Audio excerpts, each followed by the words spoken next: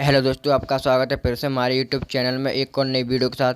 तो दोस्तों, मैं आपको इस वीडियो में जितने भी भारतीय संविधान से संबंधित अनुच्छेद हैं दोस्तों, मैं उनको एक ही वीडियो में ख़त्म करूंगा। और दोस्तों आप देख लीजिए, बहुत ही तरीके से कराऊंगा जिससे आपके दोस्तों एक ही बार में समझ आ जाएंगे। और दोस्तों आपको पता होगा कि जो भारत के अनुच्छेद हैं वो दोस्तों हर एक परीक्षा में पूछे जा रहे हैं आजकल। तो कृपया करके आप इस वीडियो को पूरा जरूर देखना दोस्तों। तो चलिए आज की वीडियो हम स्टार्ट करते हैं।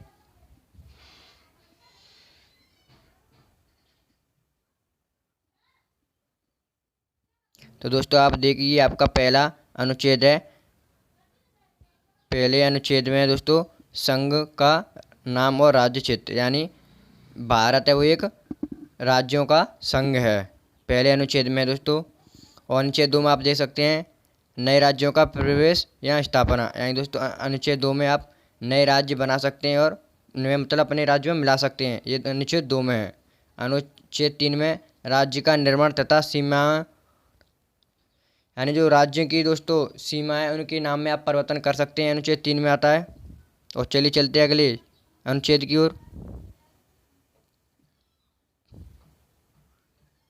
आपका चौथा अनुच्छेद दे सकते हैं दोस्तों, पहली अनुसूचित व चौथी अनुसूचित के संशोधन तथा दोनों और तीन के अधीन बनाई गई विधियाँ, यानी दोस्तों पहली अनुसूची व चौथी अनुसूची के संशोधन द्वारा और मतलब अधीन बनाई गई विधियाँ इस दोस्तों अनुच्छेद 4 में आती हैं।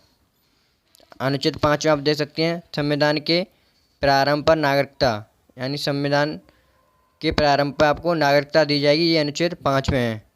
चलिए चलते अगले अनुच्छेद की ओर।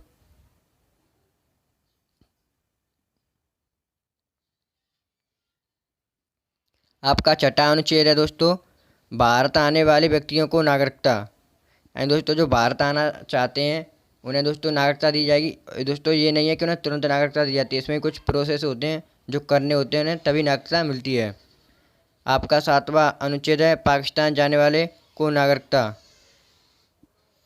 और दोस्तों आपका आठवां अनुच्छेद है भारत के बाहर रहने वाले व्यक्तियों को नागरिकता, अनुच्छेद 8 में आती है। अनुच्छेद 9 में विदेशी राज्यों की नागरिकता लेने पर नागरिकता का ना होना, यानी दोस्तों ये अनुच्छेद 2 में आप विदेश में रह रहे हैं, आपने वहाँ की नागरिकता ले ली, आप भारत की भी लेना चाहते हैं तो दोस्तों भारत की नागरिकता आपको नहीं मिलेगी, यहाँ तक खत्म हो जाएगी आपकी भारत की नागरिकता।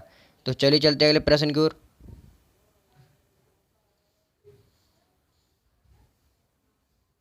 आपका दोस्तों 10वां अनुच्छेद है नागरिकता के अधिकारों का बना रहना, यानी दोस्तों जो नागरिकता के अधिकार हैं उन्हें बनाए रखना, यह अनुच्छेद 10 का काम है। अनुच्छेद 11 में आता है संसद द्वारा नागरिकता के लिए कानून का विनियम, यानी दोस्तों जो संसद द्वारा नागरिकता के लिए कानून बनाए गए हैं वो अनुच्छेद 11 में आते हैं।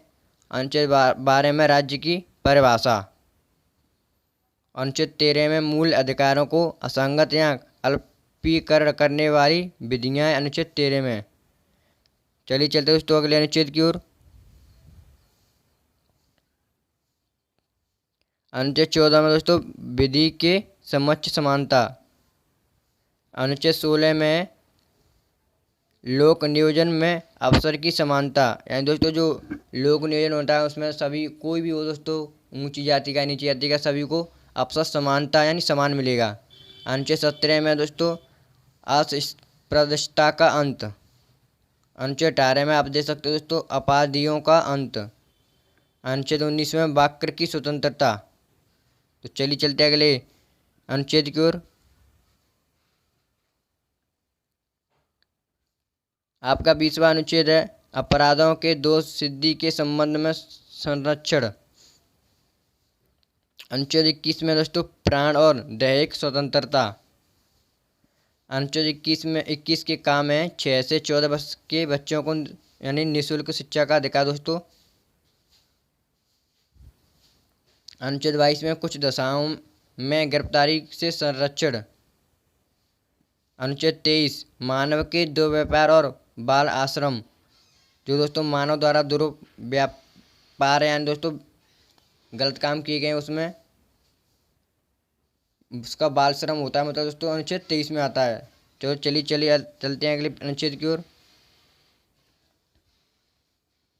आपका अनुच्छेद 24वां है कारखानों में बालकों यानी बालक का नियोजन का प्रतिशत, यानी दोस्तों 1924 में आपको बताया था जो कारखाने में दोस्तों बालक है यानी उसमें काम नहीं कर सकते हैं।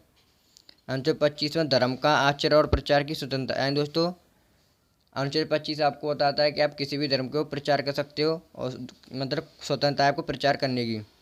1926 में धार्मिक कार्यों के प्रबंध की स्वतंत्रता, यानी धार्मिक वही आ गया दोस्तों, अपने जो धर्म के लिए कुछ करना चाहते हैं उसकी स्वतंत्रता हर किसी को है, कौन से धर्म का हो।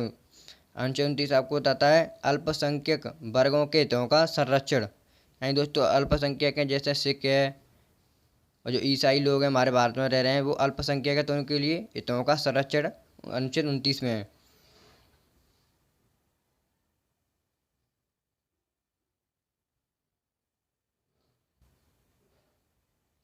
अनुच्छेद 30 शिक्षा संस्थानों की स्थापना और प्रशासन करने का अल्पसंख्यक वर्गों का अधिकार, अनुच्छेद 30 में। अनुच्छेद 32 में दोस्तों अधिकारों को प्रवृत्ति कराने के लिए प्रचार, अनुच्छेद 32 में। अनुच्छेद 36 में दोस्तों परिभाषा। अनुच्छेद 40 में आप देख सकते हो ग्राम पंचायतों का संगठन, अनुच्छेद 40 में। अनुच्छेद 48 में कृषि और पशुपालन संगठन। दोस्तों आपके अनुच्छेद 48 के काम है पर्यावरण वन्य तथा वन्य जीवों की रक्षा, यानी पर्यावरण और उसमें रहने वाले वन्य जीवों की रक्षा अनुच्छेद 48 के काम में आती है दोस्तों। अनुच्छेद 49 राष्ट्रीय स्मारक स्थानों और बस्तियों का संरक्षण यानी सुरक्षा, अनुच्छेद 49। अनुच्छेद 50 में कार्यपालिका से न्यायपालिका का पृथक्करण, यानी कार्यपालिका से और न्यायपालिका को अलग किया जा सकता है अनुच्छेद 50 के तहत। तो चलिए आपका अनुच्छेद 51 है अंतर्राष्ट्रीय शांति और सुरक्षा, अनुच्छेद 51। अनुच्छेद 51 के काम है मूल कर्तव्य, ये दोस्तों मोस्ट इम्पोर्टेंट ऐसे जो बनते हैं, मैंने आपको ऐसे करके बता दूंगा, आप इन्हें याद कर लीजिएगा दोस्तों इसमें क्या क्या आता है। मूल कर्तव्य दोस्तों अनुच्छेद 51 के काम है। अनुच्छेद 52 में राष्ट्रपति भारत का। तो चलिए चलते हैं अगले अनुच्छेद की ओर दोस्तों।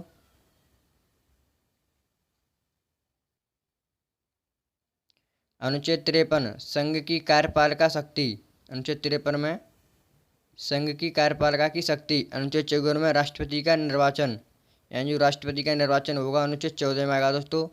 अनुच्छेद 55 में राष्ट्रपति के निर्वाचन की रीति, यानी कैसे कराना है कब होंगे वो अनुच्छेद 55 में आएगा। अनुच्छेद 56 राष्ट्रपति की पदावधि, यानी जो पद ग्रहण करेगा वो अनुच्छेद 56 में दोस्तों। अनुच्छेद 57 पुनर्निर्वाचन के लिए पात्रता, यानी अनुच्छेद 57 में पुनर्निर्वाचन कराया जा सकता है।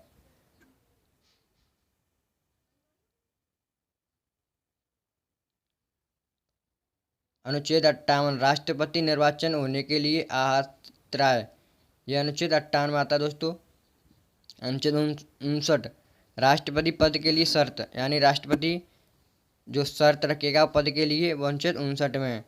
अनुच्छेद 60 में राष्ट्रपति की शपथ, यानी राष्ट्रपति पद के लिए अपनी शपथ लेगा अनुच्छेद 60 के तहत। अनुच्छेद 61 में दोस्तों राष्ट्रपति पर महाभियोग चलाने की प्रक्रिया दोस्तों अनुच्छेद 61 में।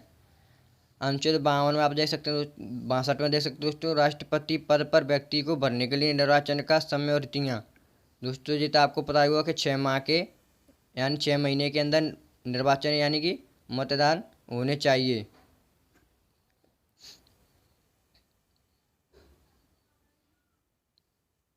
आपका अनुच्छेद 63 है भारत का उपराष्ट्रपति, यानी अनुच्छेद 63 में आता है।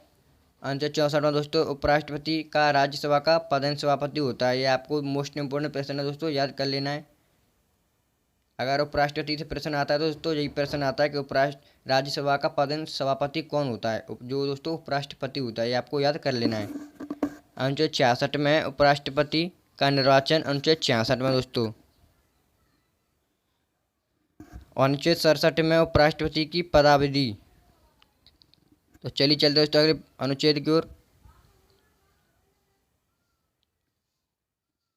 अनुच्छेद 68 उपराष्ट्रपति के पद की रिक्त पद भरने के निर्वाचन, यानी दोस्तों उपराष्ट्रपति का जो पद खाली है उसे भरने का या निर्वाचन कराया जाएगा वो अनुच्छेद 68 में आएगा दोस्तों। अनुच्छेद 69 में उपराष्ट्रपति द्वारा शपथ, यानी उपराष्ट्रपति जो शपथ लेगा वो अनुच्छेद 69 में। अनुच्छेद 70 में अन्य आकस्मिकता में राष्ट्रपति के कर्तव्यों का निर्वहन, एंड निर्माण करेगा वो अनुच्छेद 70 में। अनुच्छेद 71 राष्ट्रपति और उपराष्ट्रपति के निर्वाचन संबंधित विषम, वो अनुच्छेद 71 में दोस्तों। अनुच्छेद 72 में क्षमादान की शक्ति। अनुच्छेद 73 में संघ की कार्यपालिका का शक्ति का विस्तार, अनुच्छेद 73 में। तो दोस्तों आज की वीडियो हम यहीं पर समाप्त करते हैं। अगर आपको हमारी वीडियो से कोई अच्छी जानकारी मिली हो तो हमारी वीडियो को लाइक और हमारे चैनल को सब्सक्राइब जरूर करना दोस्तों, और ज़्यादा से ज़्यादा हो सके तो वीडियो को शेयर करना दोस्तों, जिससे आपके दोस्तों के पास पहुंचा सकते। तो दोस्तों आज हमने आपको यानी 73 अनुच्छेद करा दिए, और अगली वीडियो में इससे आगे आपको कराएंगे दोस्तों। तो कृपया करके आप अगली वीडियो आएगी उसका आपको नोटिफिकेशन मिल जाए, इसलिए आप सब चैनल को सब्सक्राइब कर लीजिएगा दोस्तों। आपके पास अभी बहुत टाइम है दोस्तों, जैसे RPF की जो भर्ती है मतलब अभी चल रहे हैं फॉर्म, उसके 14 तारीख लास्ट है दोस्तों। तो उनका आप अभी उसका पेपर तो दिसंबर में जाएगा मेरे हिसाब से। तो आपके बहुत टाइम है तो आप तैयारी अच्छी तरह से कर सकते हैं। अभी आपको वक्त मिला है दोस्तों एक मतलब नौकरी लेने का। तो दोस्तों मिलते हैं अगली वीडियो में। जय हिंद, जय भारत।